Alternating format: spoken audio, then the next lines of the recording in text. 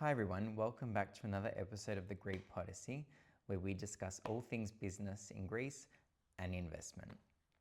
So today we'll be talking about bank accounts. We've discovered thus far everything about the tax file number, setting it up, dual taxation, what implications can that have on me and my business income or personal income.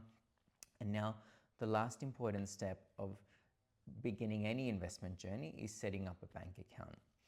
So having a bank account, a local Greek bank account, is very important because that will mean that you'll be able to access all the government portals, pay and maintain anything like a property, pay your council rates, pay any bill through the e-banking services that are connected to the government portal.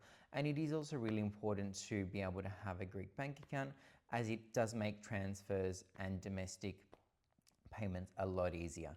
The Greek system now is slowly starting to introduce things like accepting Revolut and accepting transfers from non-Greek bank accounts, let's say for buying a property, but there can be delays if large sums are coming over, and they can get blocked and audited if it's not a local bank account. And obviously an international bank account or a Revolut account does not have access to the Greek government systems to be able to pay your rates and things like that. So for all intensive purposes, we always say it's easier to open up a Greek bank account, and that way you'll have much easier access to the system through GovGR, but also through companies that have services through online banking, like telephone providers, energy providers, anything utility-based, many companies. It is really important that this is done correctly as a tax resident abroad, because most banks will ask for your foreign tax file number, your latest tax return or notice of assessment if you're from Australia, and basically where does your income source come from, because they want to know where the originating source of your money comes from for anti-money laundering laws and corruption laws as well. So it is really important to come prepared.